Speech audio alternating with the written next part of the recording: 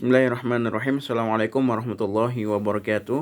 Alhamdulillahirabbil alamin wassalatu wassalamu ala asyrafil anbiya'i wal mursalin wa ala alihi wa ashabihi rasulillahi ajma'in. Baik. Marhaban bikum wa ahlan wa sahlan fi qanati. Dan saat ini pada hari ini bagaimana Ana akan menjelaskan, dan penjelasan ini untuk ujian akhir semester 3 pada Madluyat.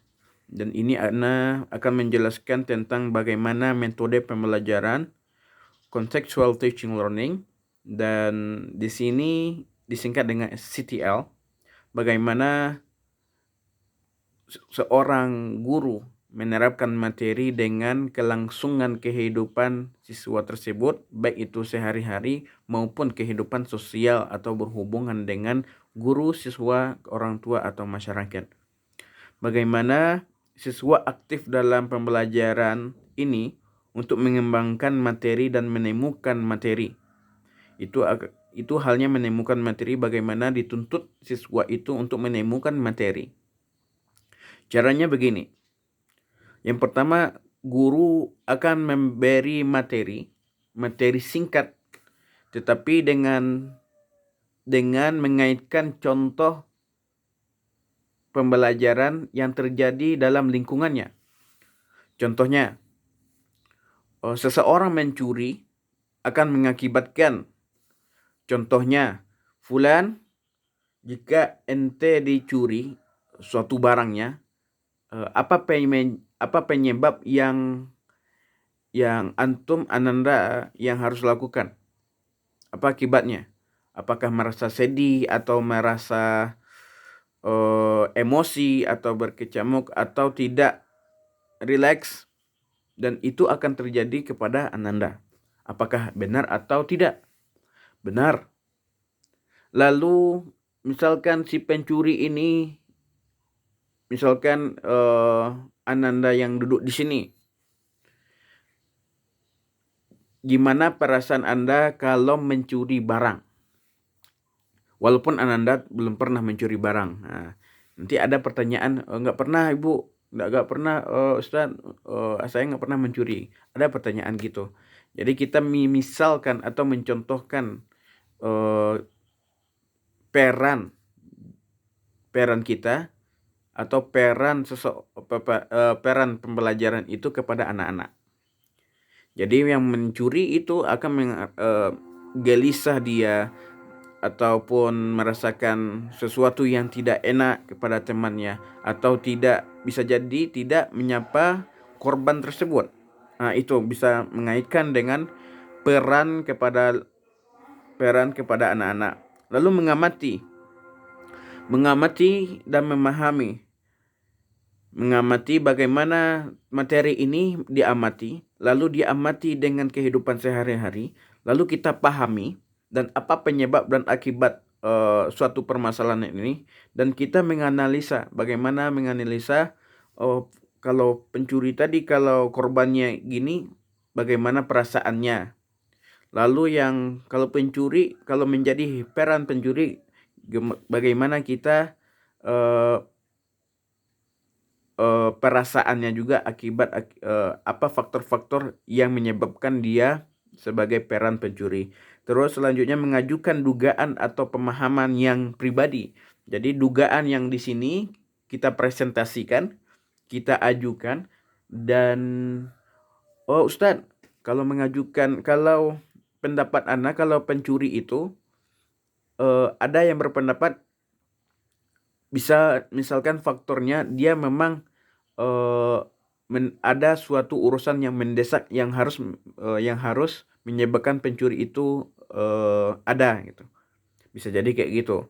Terus perhatian, minat, sikap, interaksi, sama perhatian bagaimana siswa itu bisa menarik kesimpulan, dan selanjutnya minat bagaimana pembelajaran tersebut sampai kita amalkan dalam kehidupan sehari-hari. Terus interaksi atau sikap bagaimana kita beradab kepada orang-orang.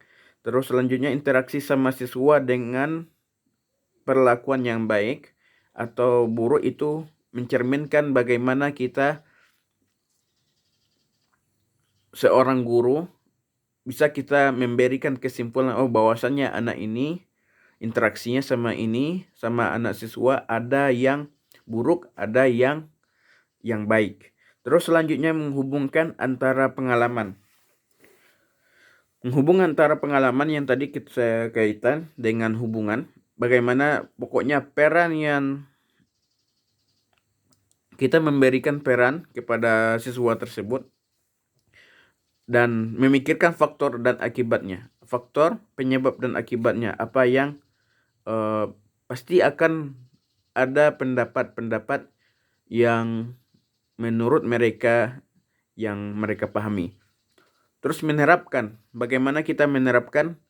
Contohnya menerapkan pencuri ini udah dapat kita kesimpulan kesimpulan dari atau dugaan dari siswa tersebut dan kita mencoba untuk menerapkan dengan artian mengamalkan atau mendakwahkan ini atau luaskan bahwasanya pencuri itu tidak bagus.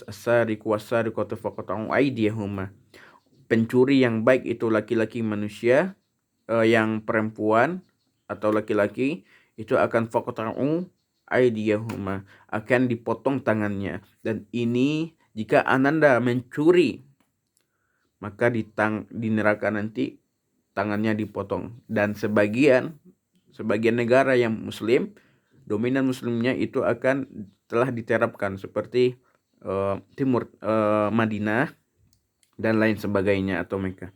Terus selanjutnya evaluasi atau muhasabah diri, dan ini kita wajib untuk evaluasi diri, muhasabah diri.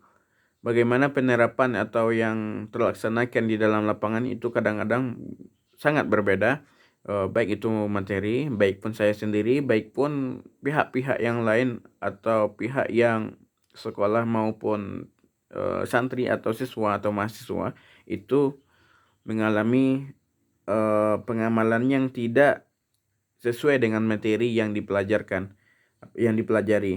Apa yang mereka teliti itu akan susah untuk mengingat apa materinya. Jadi kalau misalkan diterapkan dalam kehidupan sehari-hari itu biasanya untuk mengingatnya agak mudah. Tetapi kalau tidak diamalkan atau disebarkan, maka itu tidak akan mudah, susah untuk mengingatnya.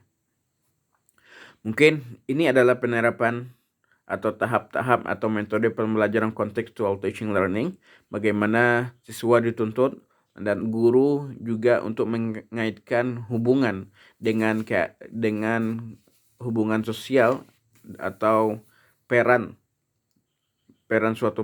yang akan menimbulkan dugaan atau pendapat bagi siswa dan siswa juga mendapatkan antisipasi perhatian atau minat pembelajaran yang sangat bagus.